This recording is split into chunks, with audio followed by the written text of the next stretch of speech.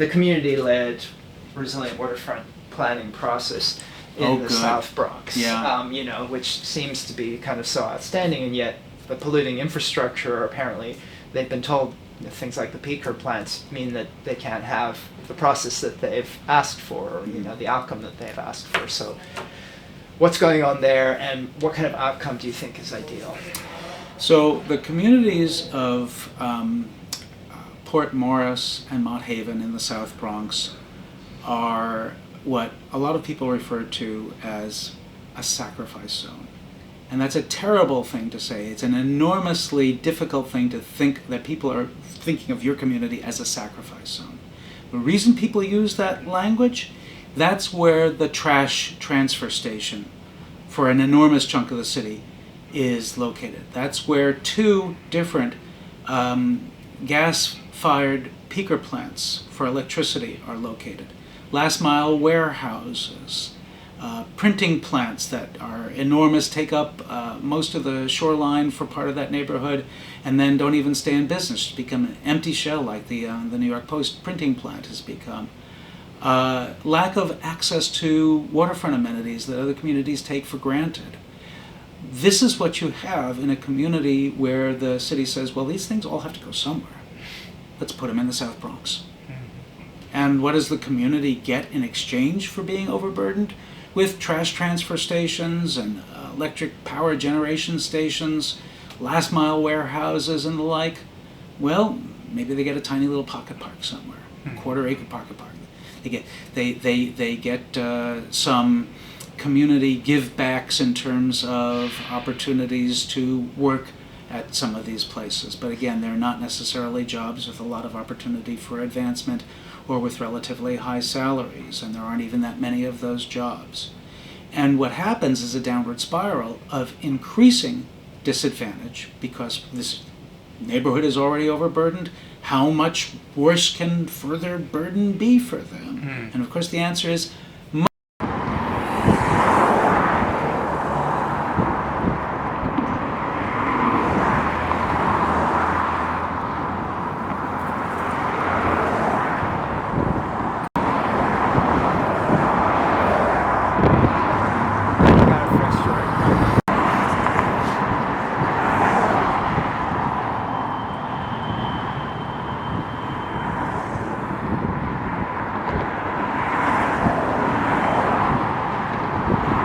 on peak energy demand days.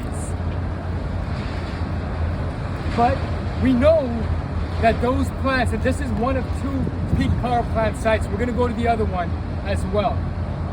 If you're feeling all right about it, your legs have a little bit more left.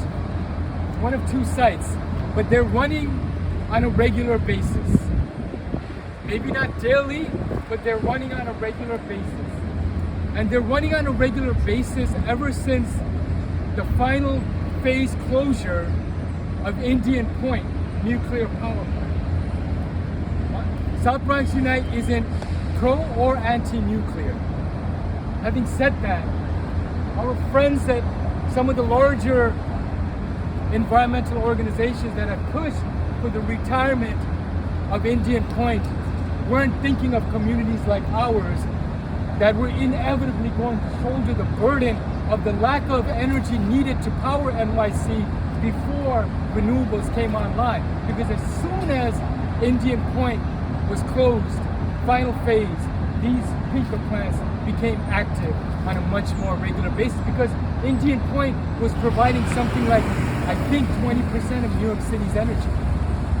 Now it's almost all fossil fuels. Yes. Because I live in Westchester, right by Indian Point. Yeah. My school used to have to do evacuation drills. Yeah. And so, yeah, it's close, just like Pakistan. Not real ones. But I just wanted to point out my neighboring town, Mayapack, they're now trying to open up a power plant there. And because that community has like the socioeconomic advantage, right? Like they're mounting all kinds of opposition. There's signs, there's town board meetings, there's council members coming down. But I just want to point out, I know communities like this might not be able to do those same things.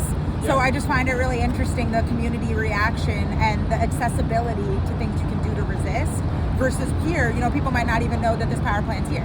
Or I know there was a Yo. pipeline built in Brooklyn. People didn't even know about it. They didn't go through the notice and comment period. Pipeline was built, and then they told community members that there's liquefied natural gas in their backyard. So I just wanted to point that out. Because this is not, I don't know this to be public. Yeah. There's a road on the other side that I walked on. So a lot of this is invisible to a lot of communities. In Astoria, they're right. I grew up in Astoria, which is also like on a kayak, just a 10-minute kayak ride away, right? But the pollution from Astoria doesn't know boundaries, and the pollution from here doesn't recognize boundaries either. So there is a heavy concentration of pollution both from Astoria coming here and from the Bronx going to Astoria, right? And so we have challenged the re-permitting of the peak power plant sites. A public authority, NYPA, New York Public Authority, operates both sites. Public authorities are supposed to serve the public, right? And yet, they, with the support of the New York State Department of Environmental Conservation, automatically re-permit these plants every 5 years. So, NYPA submitted a renewal permit application. New York State DEC would have just stamped it, but we learned about it. We said, hold up. With our lawyer friends, so y'all who are going to become lawyers or are lawyers, y'all are in the struggle. We need you. Earth Justice, New York Lawyers for the Public Interest, they helped us out. We wrote this very detailed response and have held up that process. We have no illusions about these power plants being retired before New York City has enough renewables to meet the gap. We can't shut electricity off, right? But why can't they introduce emissions reducing measures? There are technologies out there. There's innovation out there. I'm not talking about carbon capture sequestration. That's a false solution. That's a risk that harms communities. I'm talking about other real ways to reduce emissions from power plants. The law you got passed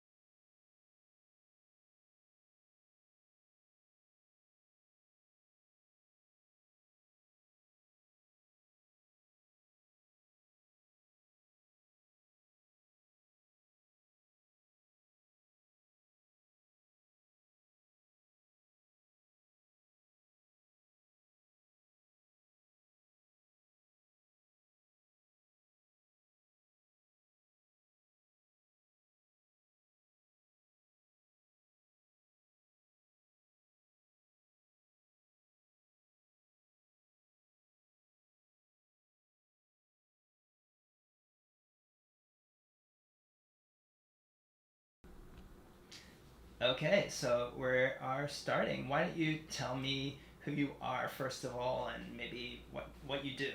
Sure. My name is Arif Ullah, and I work with South Bronx Unite, which is an environmental health and social justice organization in the Mott Haven Portmore sections of the South Bronx. Okay, great. And you can look at me, not at the camera. Oh yeah, that's right. Yes, that's better. Yeah. Yeah. It's I always forgot better that. to look not straight at the camera. Yeah. Okay, so we're here for this project, which is about peaker plants in the city. Mm-hmm. So maybe you could start out by telling us what is a peaker plant. Yeah, sure. So peak power plants, as they're called, and we call them peakers for short, are power plants that were initially intended to be activated during peak energy demand days. So that could be a very, very hot summer day, because the energy load on regular power plants are exceeded at that time. And so these power plants were meant to prevent, for example, outages and blackouts.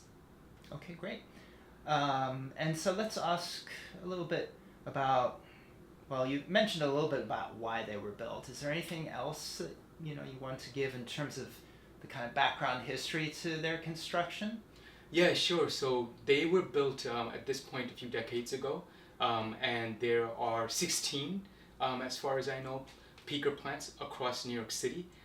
Though interestingly enough, most of them are located in frontline communities. Waste facilities in this area. We'll pass some of them, including private waste processing facilities. Action Carting being the one that you've probably seen garbage trucks for across the city. There are recycling processing facilities here too. So on weekdays, there's a constant stream of garbage trucks on these roads, taking garbage to that facility. That train that you mentioned takes the garbage out. So the garbage is processed in that facility and then put into that train. So once a day, that the train comes in empty and then leaves I believe it leaves at night. Yeah, I mean, it dates back more than 25 years, but I'll start there. When the state purchased the Hollow Yard, which is the largest parcel of land on our peninsula, that state owned now. They purchased it from a railroad company that was doing that kind of like not commuter, but more industry transport of coal and stuff leading into and from the Mott Foundry, which is why this neighborhood is called Mott Haven, where they did ironwork. And there's quite a few factories in this area. They were doing lightweight and heavy industrial operations. When that subsided, and the state purchased the land, their idea was to create an intermodal rail yard to, again, reduce truck traffic and around our bridge, across our bridges and our tunnels in New York City, and to bring commerce and goods in through rail, which is a good idea, right? But the plan wasn't going to benefit this community either. I mean, that was going to increase truck traffic here. They still empty those rail cars on backs of trucks that will come to and from this community. But you know, the plan never really materialized, and something even worse happened when they leased the land in 1996 to a company called Gillespie Group. Who is the Gillespie Group? Yeah, the Gillespie Group is the entity that owns this subsidiary called the Harlem River Rail Yard Ventures, and they were tasked to create the intermodal rail yard because of, you know, the height of the bridges that intersect with the actual peninsula here or in our area. We have 5 bridges that intersect with this neighborhood. They weren't quite high enough to do double-decker trains to make it really. I mean, we learned, our community, you know, firsthand experience after Sandy of what it looks like to have flooded streets, you know, in a way we never had before. I mean, just a block from here, our shores were breached at low tide, you know, like Superstorm Sandy, and flood waters inundated multiple blocks inland with about 4 feet of flood waters. And we know because of what's lining our peninsula, like these waste transfer stations and the other heavy diesel truck intensive operations, they're either sitting there with garbage on rail trains, or they're sitting there with trucks with diesel fuel in. And if they're flooding and they inundate our community with storm surge on occurrence like Sandy or even worse, what will be the opposite? What will be the situation on the ground here? So we saw that situation. That's what made us really not just want to create access here, but resiliency, creating more permeable surface along our peninsula. And now, since, you know, there's been this push from Army Corps of Engineers to do a HATS project, where they want to put seawalls up in some communities and promenades in others, we've made sure they know that we have a plan, and we don't want to be permanently blocked from our water's edge. Right? Have they been responsive? They have been. That's right. We participated in their public hearings. We made sure they understand our situation. Some of their points were we were giving some communities promenades like Brooklyn Heights Promenade for those who had already had access, and those who didn't have access, a seawall. So that's again furthering the inequity and imbalance of our approach to making sure everyone are created equal and treated equally. We are the guardians of that land. This is our public land. We have no access to it. So that's why we created our waterfront plan. We saw these underutilized spaces along the peninsula, how we could then reclaim these occupied or unutilized spaces to provide health and balance and a nature-based solution. Okay. And, for our community. And some form of public good as well. You just walk past this curtain wall. Right outside our window. Yeah. So a lot of real estate development, and as you say, affordable housing. It's a joke, right? How many apartments in those luxury condos are actually affordable? Very, very. And what's affordable? Yeah. It's not affordable to folks who live in this community. Exactly. So what's the kind of governance structure for community land trusts? Like, how do you make sure the community is actually in control? Typically, community land trust takes on a tripart board where folks who live there, folks who are either working or residing in the space the community land trust is stewarding or have the guardianship of, and professionals. In industries like attorneys, lawyers, or accountants, folks who have professional skills, even urban planners or urban agriculture specialists or arts and culture, the things that we really feel is important to have that fabric within that stewardship, and membership made above the community, and folks who are in close proximity within the catchment area of the community land trust, which should be a hyper-focused, geographically designated area, not as broad as a city or a borough, but specific to a catchment area that has boundaries. Got it. So you can really do hyper-focused organizing. Makes sense. I'm really excited by the idea of the Heart Center, and this idea of as essential as providing housing is also having a kind of community focus. I don't know if I ever told you this, but one of the kind of formative experiences I had was living in anarchist squats in East Berlin after the wall came down. Wow. And, so there was all of this space available there, and people, really occupied it and turned it into a hub of radical organizing and cultural creation. And it was really important because there were a lot of neo-Nazis. We fought with Nazis in the streets back then because you could already see the way that, like liberal capitalism, the road it was going down. So, this idea of kind of community spaces. Can you talk a little bit more about, community space, the role of the arts, how all of that is important? Oh yeah, I mean, the arts and culture is super important. Is that connecting tissue of how we really bring folks together to really then discuss some of the issues that are facing our community and our children. But we also utilize the space in community gardens as well. It's always been that nucleus space where we come, like right across the street from here, Maria Solo Community Garden is a space that we're stewarding. We have an agreement with the city to steward this space. And we have multiple events there. We have Steward Sundays once a month. We're there every weekend, and if there's a special event, we bring folks there and children there for Halloween parties or birthday parties, and really work and steward that space, even though it's right adjacent to a highway. And we know the environmental impact is not insignificant, right? But we know the importance of green space and the importance of bringing people together, and space that we have that social cohesion, and creating spaces for social cohesion is important.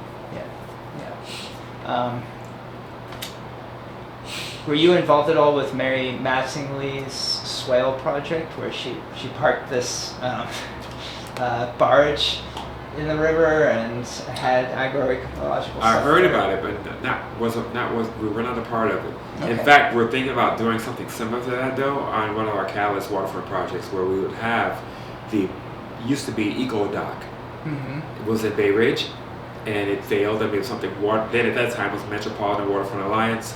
Put a lot of stake into. They got a lot of funding to create, but it was placed in the wrong place with too many ties, and it was just not sufficiently built for that. We're thinking about bringing that in Parks Department, so thinking about letting us have that barge, and we'll get money through the EPA grant to really suit it out for our access points at the 132nd Street Pier, where the pier is charred and ruined, and also make it mobile where it can be brought to Lincoln Avenue as well if we want to utilize it in two different spaces. That's great. Yeah, where we don't have enough green space or enough access or land, we'll bring in barge and utilize that kind of infrastructure to do educational, marine life, educational programming, climate and just environmental education program. That's a great plan. If there's any way to help out with that, let me know. We'll love that. Yeah. Yes. I mean, I'm just a humble humanist, and the only resource I have is basically rage. But That's a good resource. yeah, it's it's infinite, right? Yes. So I'm talking to Mary Mattingly, I hope soon. So Wonderful. I don't know if it's her barge you're taking over, but I've heard that her barge is still around. So That might be it. yeah. No, the swale is different, I think. Okay. Yeah, I think that's different.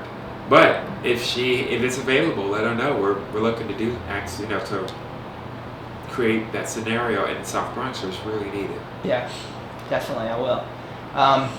I want to be aware of your time. I know you have a call coming up. Yeah. What other issues have we not talked about, just to sort of wrapping things up? These plans that we have been opposing for decades, right, around how the impact has incredible effects on our health. Mm-hmm. And now the governor's now bringing back congestion pricing, where on its face seems like a good idea, but the increase in traffic here will be exceedingly increased, like 4 times Fresh Direct. And, at the Triborough Bridge or RFK Bridge, where it intersects with the South Bronx. And that's because everyone's going to try to avoid going into Manhattan by driving around the outer boroughs. Well, they're already usurping tolls right now through using our community to do that. I mean, to go from the Brooklyn Expressway into Manhattan, instead of going across the Triborough Bridge, they'll get off in our community and then go to FDR and go across one of our bridges. The Madison Avenue Bridge, the 3rd Avenue Bridge, the Willis Avenue Bridge coming in, but going out, Madison Avenue and the 3rd will take them into Manhattan without having to pay the toll. Right? And the same way coming the other direction from Manhattan. Getting traction in the political system, which has been so, as you pointed out, oriented around developing luxury condominiums with ribbon parks for the people living in the front. Let me just check how the recording is going, because of course I live in fear that I start this thing going and then it turns itself off or something like that. But yeah, looks like we're still going, which is great. Can you talk a little bit about, you talked about equitable access in some detail. What about sort of resiliency? Because this area is so central for the life of the entire metropolitan area, right? On so many different levels. And so resiliency is an issue. But for whom, right? True, it very much is. I mean, we learned our community, firsthand experience after Sandy of what it looks like to have flooded streets, in a way we never had before. I mean, just blocked from here, our shores were reached at low tide, the Superstorm Sandy, and floodwaters inundated multiple blocks inland, with about 4 feet of floodwaters. And we know because of what's lining our peninsula, like these waste transfer stations and the other heavy diesel truck intensive operations, they're either sitting there with garbage on rail trains, or they're sitting there with trucks with diesel fuel. And if they're flooding and they inundate our community with storm surge on occurrence like Sandy or even worse, what will be the situation on the ground here? So we saw that situation. That's what made us really not just want to create access here, but resiliency, creating more permeable surface along our peninsula.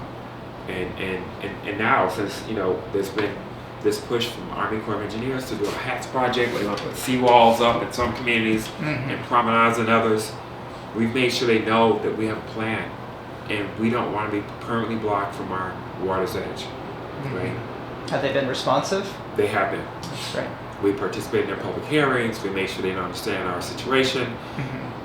Some of their points were we were giving some communities promenades like Brooklyn Heights Promenade, for those who had already had access, and those who didn't have access, a seawall. So that's again furthering the inequity and balance of our approach to making sure everyone are created equal and treated equally. So this could be a real kind of game-changing paradigm, right? If the plans play out. what kinds of stars need to align to make that happen, and particularly what's going to happen now that Trump is in control of the federal government, what needs to happen on a local or state level. Yeah, I think there's going to be a shift. Maybe there will be a less federal funding, but I think there's going to be a shift in philanthropy. I was just able to present in front of the Federal Reserve Bank last week on community-driven development and why, and they know and how environmental justice, social justice needs to be our true focus. And I was about to write a response and thanking them for the opportunity on Friday. But I think there'll be a balancing. There'll be a counter effect to a lack of access or a lack of funding from the federal government, to being more of an acknowledgement. There needs to be more philanthropy, more involved, and real social balance and change that needs to occur. That's good. So some cause for optimism. We which are the guardians of that land. This is our public land. We have no access to it. So that's why we created our waterfront plan. We saw these underutilized spaces along the peninsula, how we could then reclaim these unoccupied or unutilized spaces to provide health and balance and a nature-based solution. The community-led resilient waterfront planning process in the South Bronx, which seems to be kind of so outstanding, and yet the polluting infrastructure, apparently they've been told things like the peaker plants mean that they can't have the process that they've asked for, or the outcome that they've asked for. So what's going on there, and what kind of outcome do you think is ideal? So the communities of Port Morris and Mount Haven in the South Bronx are what a lot of people refer to as a sacrifice. And then there's Arif talking. And that's a terrible thing to say. It's an enormously difficult thing to think that people are thinking of your community as a sacrifice zone. The reason people use that language, that's where the trash transfer station for an enormous chunk of the city is located. That's where two different gas-fired peaker plants for electricity are located.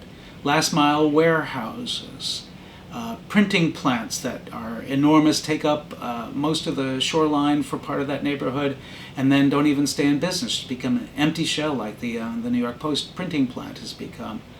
Lack of access to waterfront amenities that other communities take for granted. This is what you have in a community where the city says, well, these things all have to go somewhere. Let's put them in the South Bronx. And what does the community get in exchange for being overburdened? With trash transfer stations and electric power generation stations, last mile warehouses and the like. Well, maybe they get a tiny little pocket park somewhere, quarter-acre pocket park. They get some community give-backs in terms of opportunities to work at some of these places. But again, they're not necessarily jobs with a lot of opportunity for advancement or with relatively high salaries, and there aren't even that many of those jobs. And what happens is a downward spiral of increasing disadvantage